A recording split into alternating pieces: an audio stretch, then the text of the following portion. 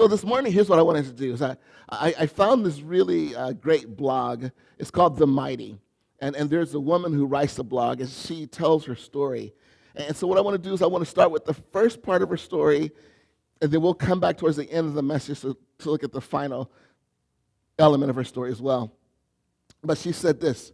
She said, after my daughter died, you could say the world ended. It was that simple. My life had come to the lowest point ever imagined. I was surrounded by complete darkness.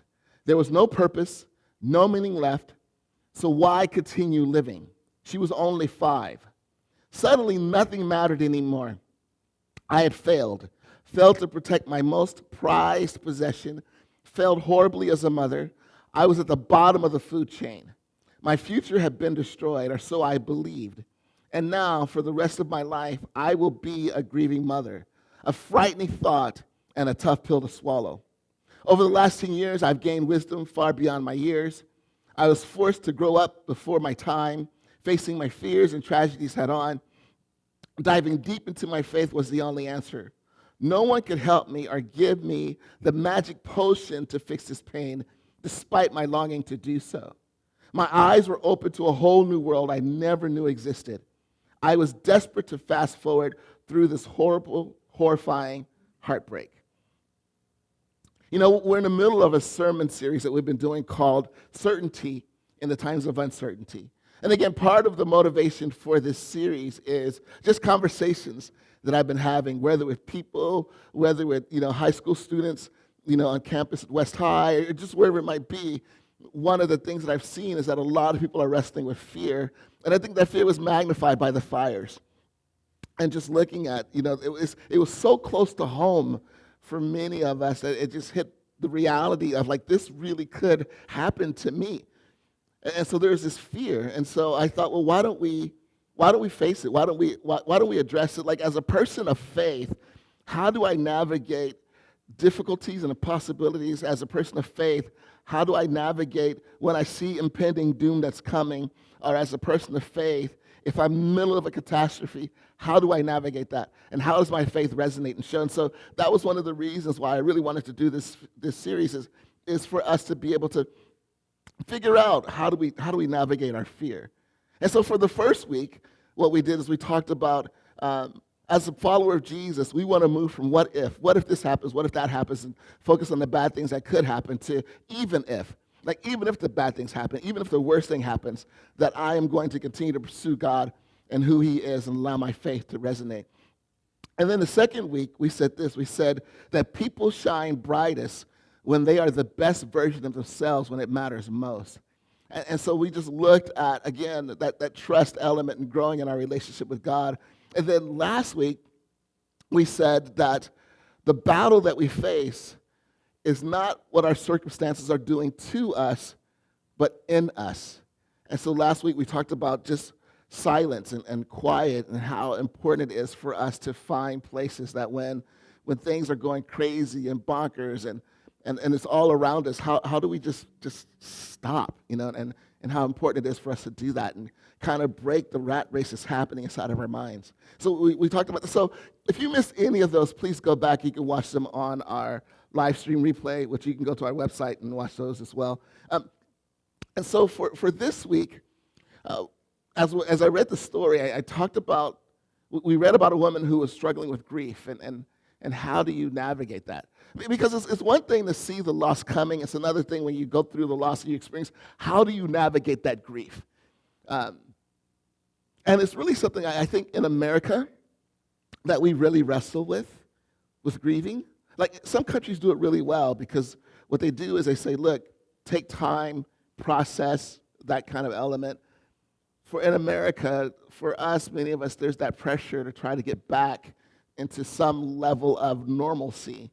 But the problem is, depending upon what the loss is that we've experienced, the reality is we'll never get back to the normal that we had before the loss because life will never be the same. And so now there's that adjustment to trying to figure out what the new normal is, and so there's that push to try to get back to that as well. And so the question becomes then with grief, like, how do I navigate it? And so one of the questions that I wanted to ask today and kind of walk through is this. is what is a solution? Not the solution, because there's several solutions, but I want to propose one at the end of the message. What is a solution for a soul trapped in grief or loss? What is a solution for a soul trapped in grief or loss? And so I kind of want to step back in a second. There's this really great moment that I think in Scripture that really shows what grief can be like. But in order to read that, I kind of have to set up the background. So back in Israel time, there's one point where Israel was one big country. Then eventually what happens is a division happens, and so then Israel separates into two countries. The northern country, which is Israel, which represents 10 tribes, and the southern country, which is Judah, which represents 2 tribes. So eventually what happens in 722 BCE, Assyria, and we talked about Assyria when we talked about Jonah, if you guys remember that. So Assyria comes down and pretty much wipes out Israel. And then what happens is about 200 years later in 586 BCE, Babylon comes, and then Babylon takes out Judah. Now, the problem with taking out Judah is when that happens, is the temple, the main temple that the Jews went to for worship and adoration of God and who he is. And the Jewish temple wasn't just a religious center, it was also a cultural center as well. So by losing the temple, and because the temple was destroyed, so by losing the temple, they kind of lost everything that identified them as Jews, as Israelites. And so now that became, the wrestle or the struggle. And then what Babylon did is Babylon said, hey, we're going to take your brightest and your best, and we're going to take them back to Babylon, and they left the rest. So then eventually what happens is 536 BCE. So now we're talking about 50 years later. And you might be thinking, well, so remember back the BCE days, it counted down, not up. So that's why it might sound like, what? So that's why. So about 30 years later, 50 years later, 536 BCE, there's a guy named Zerubbabel, because what's happened is there's now been this slow movement of people now coming back to Judah. And when they get back to Judah, that's when they're reminded of how bad things are. The walls when they get back to Jerusalem, the walls of Jerusalem have been destroyed. The temple has been destroyed. And so there's a guy named Zerubbabel, and why don't we have names like that anymore? Hey, what's your name? I'm Zerubbabel. We don't have names like that anymore. But maybe there's a good reason why, because you might be learning how to spell that in kindergarten, Z, but I digress. So Zerubbabel and a group of people come back to Jerusalem, and they begin to rebuild the temple. And it actually takes them about 21 years. The temple is finally finished in 515 BCE. And it took a little bit longer because there's about a 10-year period where nothing happened on the temple. So that's another reason why it took a little bit longer. But there's this point where the foundation of the temple has been rebuilt. Now, why do I say that? It's because, if we think about what's happening, for example, in Palisades or what's happening in Eaton, where we see, pretty much entire cities have been destroyed, the one thing that we talk about is what? Rebuilding, right? Rebuilding. And what does that look like, and how long that's going to take? And so I thought, well, wow, this is a great example where the Bible kind of meets what's happening in the present, And so Zerubbabel comes along, and they begin to rebuild the foundation. So when they at least just got the foundation of the temple done, here's what happened. In Ezra chapter 3, verses 10 through 11, it says, when the builders completed the foundation of the Lord's temple, the priests put on their robes and took their places to blow their trumpets. And the Levites, descendants of Asaph, clashed their cymbals to praise the Lord, just as King David had prescribed. With praise and thanks, they sang this song to the Lord. He is so good. His faithful love for Israel endures forever. Then all the people gave a great shout, praising the Lord, because the foundation of the Lord's temple had been laid. So just imagine what it's going to be like, for example, in Eaton and in Palisades when foundations are starting to be laid, like the building process is starting to happen, and people are starting to resonate with it. They're starting to see it. Like, it will be a time of celebration. It will be a time of adoration. It will be a time. And for many people, depending upon the way that it works out, for many people, that foundation may be an answer to prayer because of what's happening with their insurance and support, because of all of the challenges they may have to go through. Now, seeing this foundation happen, it's like, God, you are so good. Thank you that this is happening. Thank you that this is working out. And so it will be a moment for them to celebrate. But in that same note, there's something really interesting that happens in this process. In Ezra, chapter 3, verses 12 and 13, it says this: "But many of the older priests, Levites, and other leaders who had seen the first temple wept aloud when they saw the new temple's foundation. The others, however, were shouting for joy. So the joyful shouting and weeping mingled together in a loud noise that could be heard far in the distance." So now, that's really interesting. So here you have a group of people that are like celebrating and worshiping, and yet you have these elders that kind of sit back and they look. And although this should be a moment of celebration, they're weeping and they're broken. And I want to say this, because this is really important as we continue to go through. No two people deal with grieving the same. They don't. But just imagine, because I've seen this happen sometimes to people too, is everybody else is celebrating. They're moving forward. And yet you're grieving. And people will look at you like, why are you still grieving? Like, building is happening. Things are going on. It's moving forward. Why are you still grieving? And so the reason why the elders were grieving is because they remembered the old temple. And they remembered the foundation of the old temple and what the old temple was like. And although they were excited about this new temple, it did not compare to the old. And so for people that are grieving, one of the challenges that they might face is when their new home is built, and they'll walk in and they'll see like the new bathroom with the bidet, that kind of thing. Or, sorry, I just went there. But whatever it might be, they'll see their new kitchen with the finger. You just kind of run your finger underneath and the faucet comes on. Or, their new closet, or maybe they'll get a Sleep Number adjustable bed. Like they'll see some really great things in this house. But for some of them, because here's the thing, they didn't just lose their property, did they? You know what else they lost?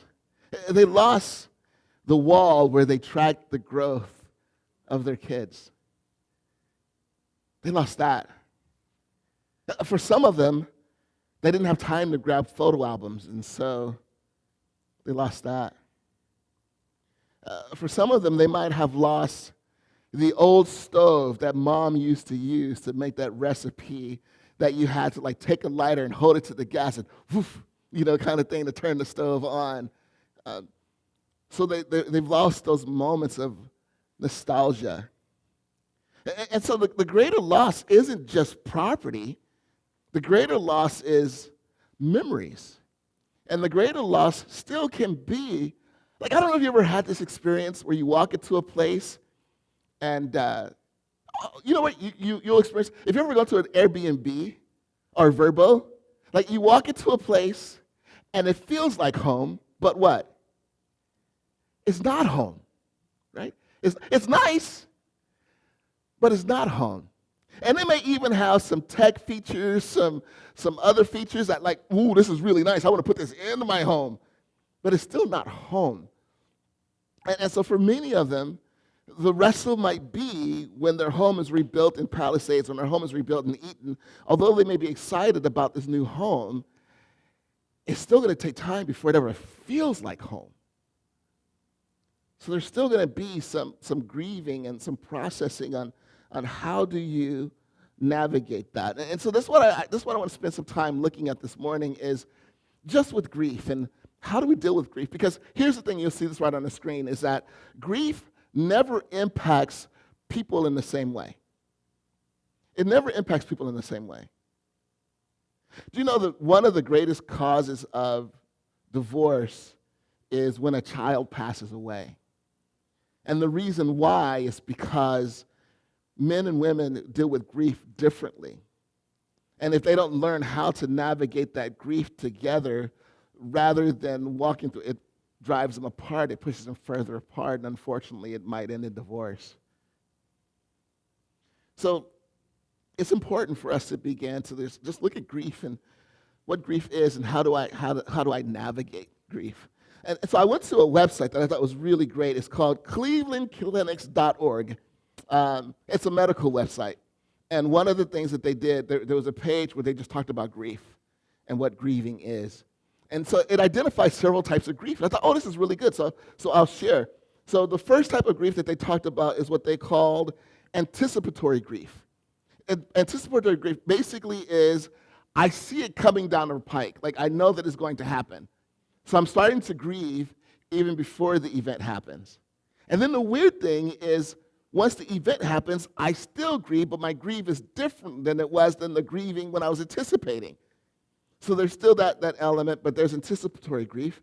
There's abbreviated grief. Now, for some people, abbreviated grief basically means they've dealt with grief and they move forward very quickly. Now, for some people, that's just how they deal with grief. Like, they're able to process it, deal with it, and be able to move on pretty quickly. For other people, sometimes the problem with their abbreviated grief is they moved on, but they actually never grieved. They just moved on really quickly. So that's the thing that we have to examine as well.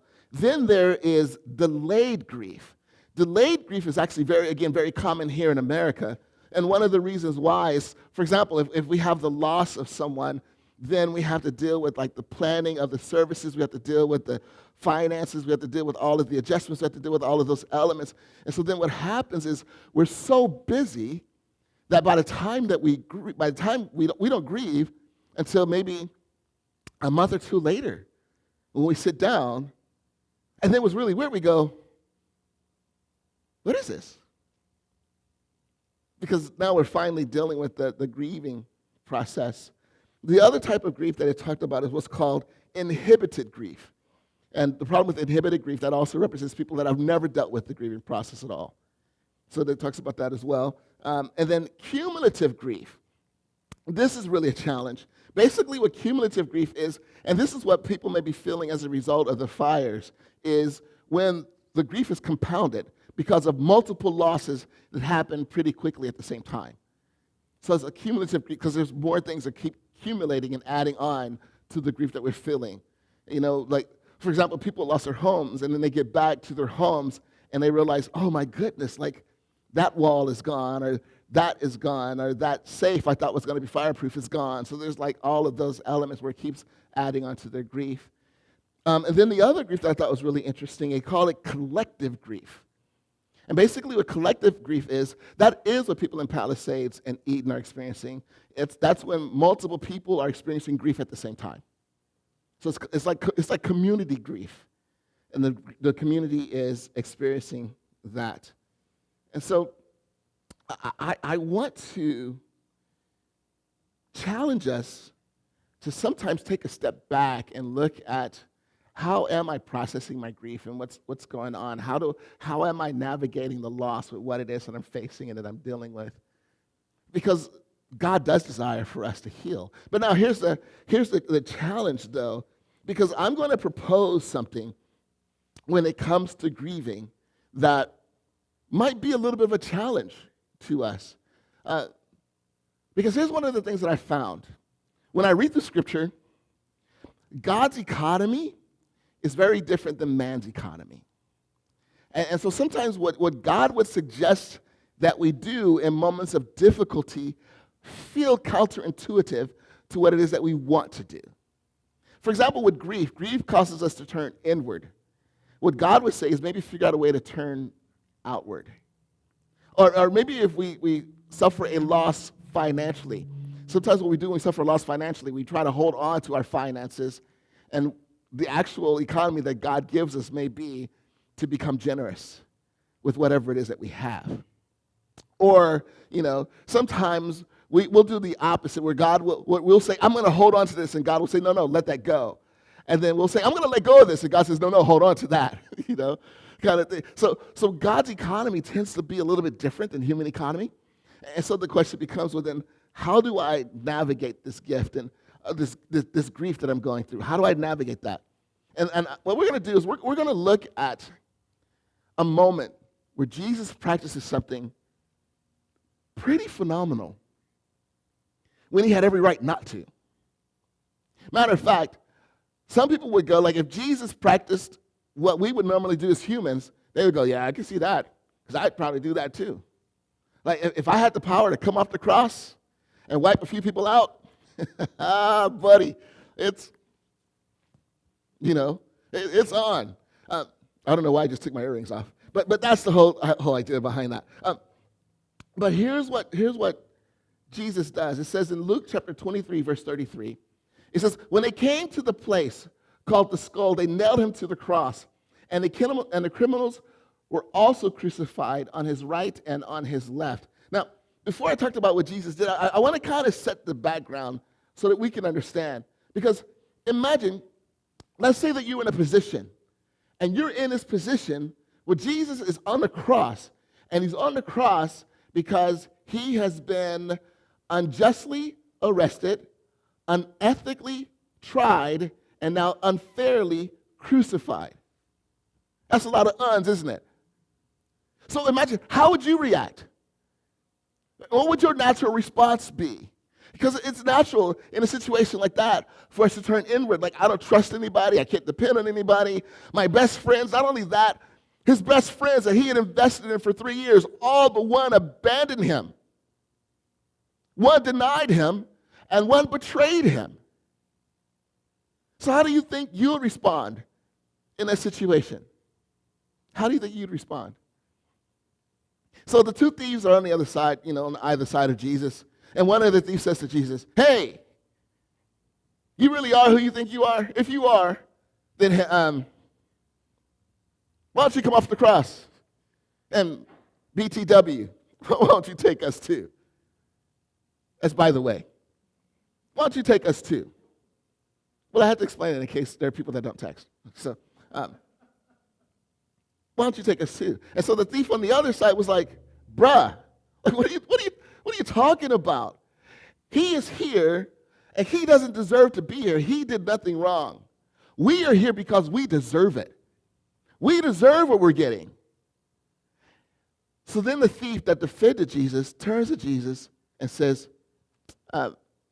when you get to paradise, will you remember me? Will you remember me? And I think according to scriptures, Jesus is like, what are you talking about?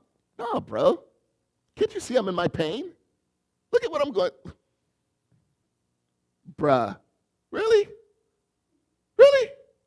You want me to think about you? Look at what I'm going. Is that what he does? But instead, Jesus says this in Luke 23:43. And Jesus replied, I assure you, today you will be with me in paradise. So in the midst of his greatest pain, in the midst of his greatest suffering, Jesus serves the needs of that thief to know that he's going to be with him in paradise. He takes a moment to do that.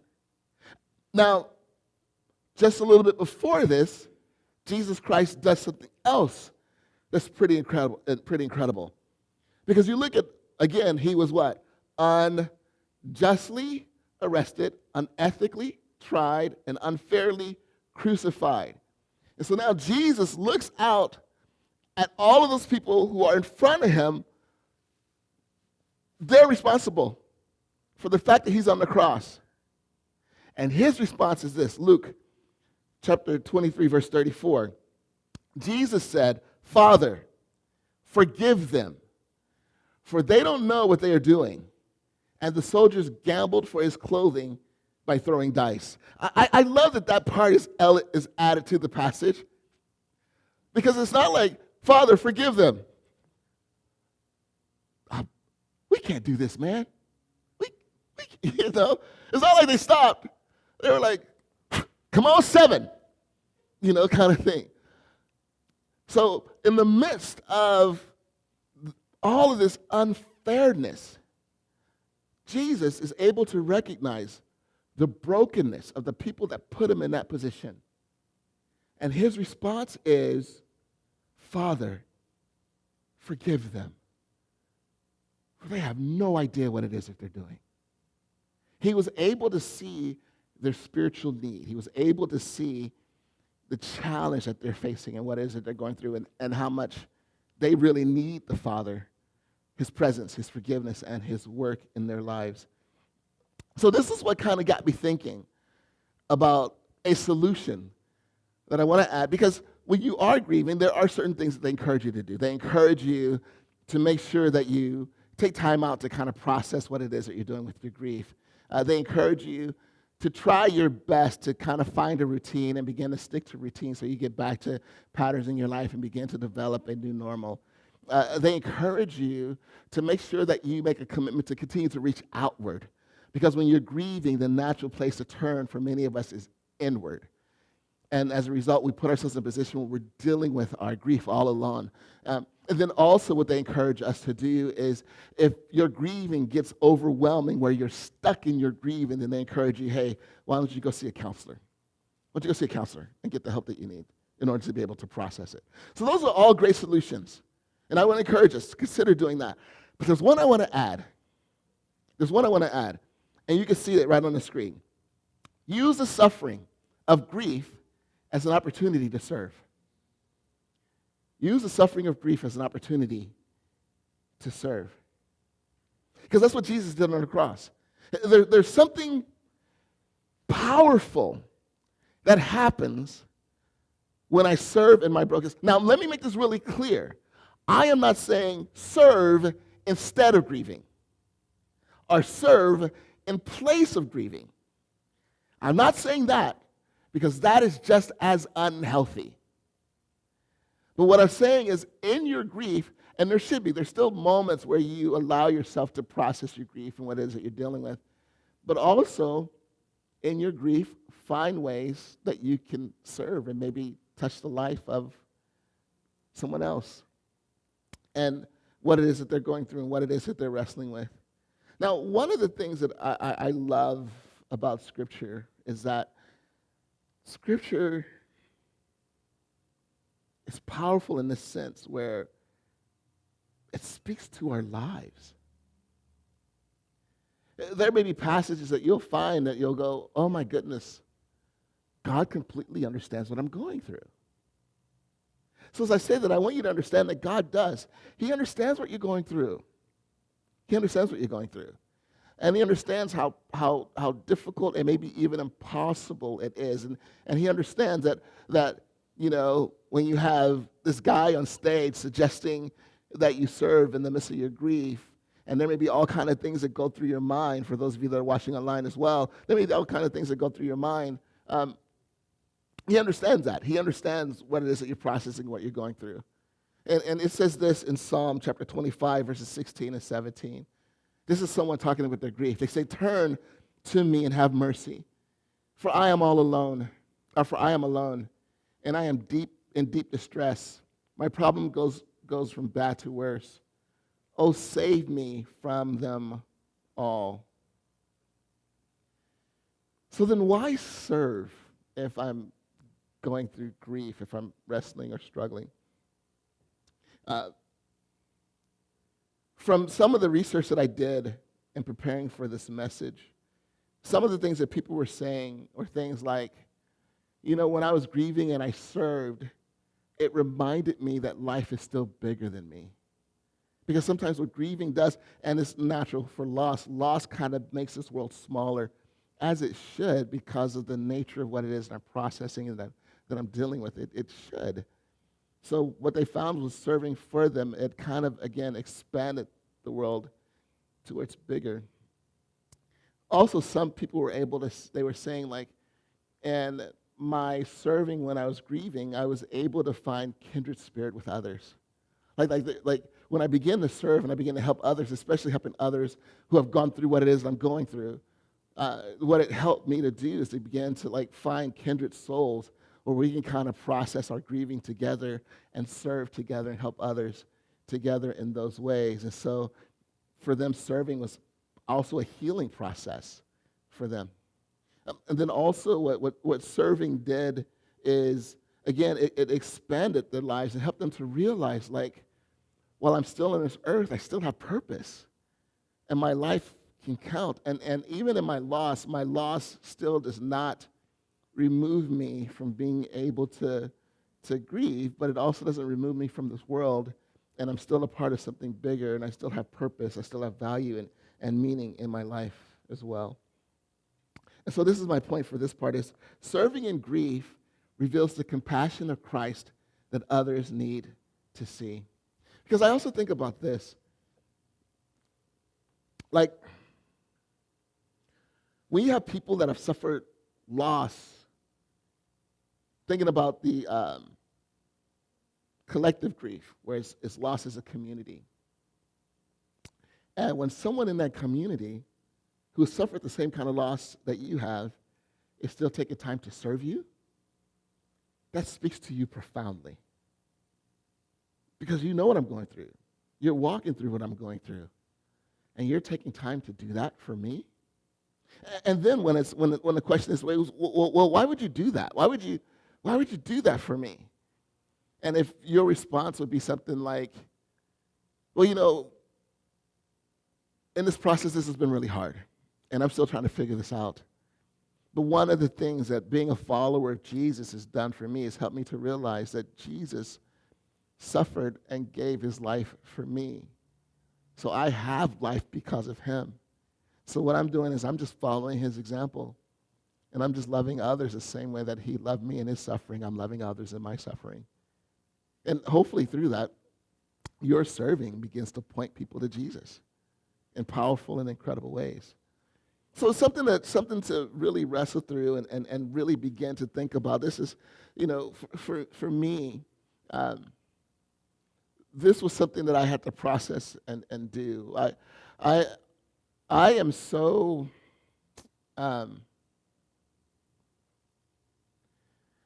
I'm so blown away by when I've shared my struggles and my wrestles, when I've shared my brokenness, when I've shared some of the things in my life that I've had to grieve through. I'm so blown away by how sometimes that's spoken to the lives of other people and it's helped them to be able to process and be able to go and to be able to move forward. And I begin to realize, like, my life still has meaning and my life still has value. And also, you know what serving does is also it says, you know what, loss, I'm still not going to let you have the final say. I'm still going to begin to move forward. I'm still going to trust in God. And it puts us in a place where God is able to minister to us as much as he's ministering through us. And so that's one of the reasons why I want to encourage as well. So going back to the story that I opened with, here is, you can read the rest of it right along with me on the screen as well. It had been 18 months since my daughter Lydia had passed away. And I was asked to join the board of a local chapter of the Compassionate Friends. Basically, the Compassionate Friends is an organization that comes along and helps people with grieving. So she was asked to join that. Exploring ways to encourage and support our members every week, I saw new hurting parents join our table, revealing their own loss and heartbreak. Little did I know that this is where my heart would remain for the next 5 years. It ignited me in an unyielding passion to serve others, and soon I found myself hosting birthday parties for underprivileged children, feeding the homeless under the bridge, and volunteering at church. It was amazing. So literally what she's saying is, serving in my grief freed me. It freed me. So that's what I want to encourage us to really process and begin to think about as well. So with this, again, here at Encounter, what we encourage us to do is we want to help us grow in our relationship with God, grow in our relationship with others, as well as grow in our relationship with ourselves. So in Love Up, here's what I want to encourage us is, God has been through grief, and he walks with you through yours. God has been through grief. He watched his son die on the cross. He's been through grief. And let me tell you, this is really important. When you experience grief, he experiences it too. When you feel grief, he feels it too.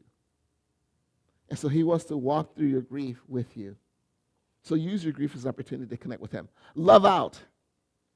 Look for ways to be a light by serving others. Look for ways to be a light by serving others. So in your grief, look for ways that you could be able to serve and encourage and be able to pour out to others. And then love in. When grieving, turn outward as much as you turn inward. Look for ways to constantly continue to connect and be able to support. And here's the thing, too. Here's what we're going to do. Next week, we're going to finish this series.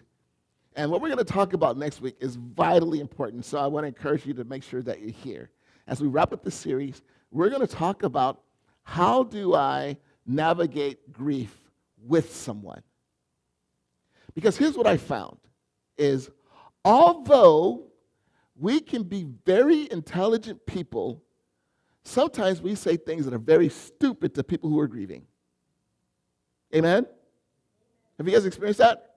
Like I've been with some people, and I remember I was with someone, and they said something, and I hit them in the leg, like, "What are you saying?"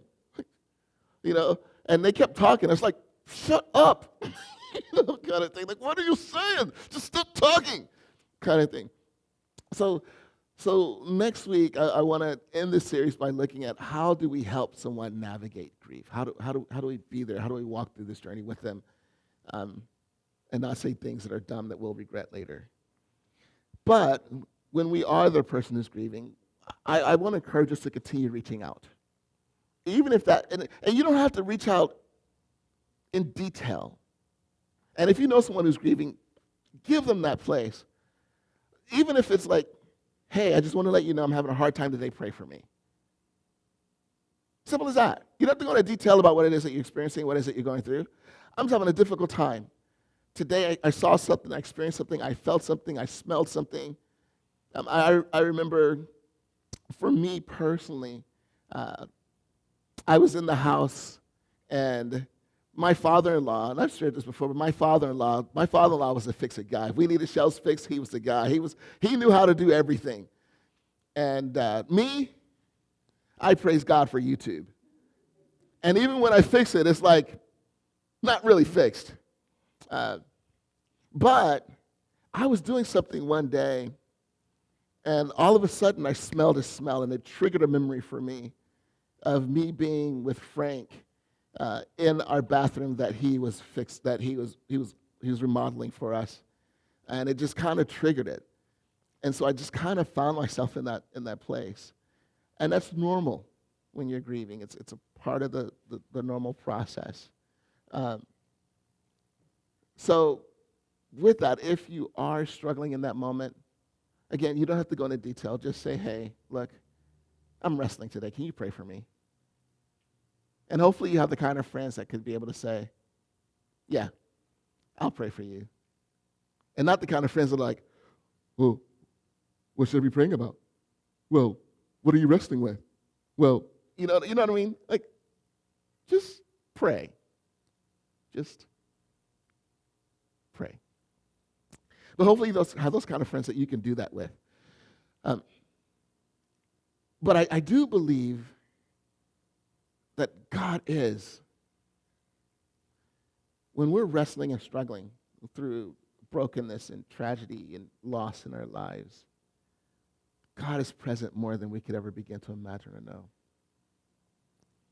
And if we just look for subtle ways that he's there, it could be a voice of encouragement, it could be a song, it could be something where, just a moment of kindness that you didn't anticipate. Maybe the person at the grocery store throws in a bag of Rolos for free. I don't know what it might be. But someone does something really kind and just kind of reminds you that, God, you are with me through this process. And you know that I needed this moment of levity, or I needed this moment of joy. I needed this moment of laughter. Um, you're with me. Father, I want to take this time out to just say thank you.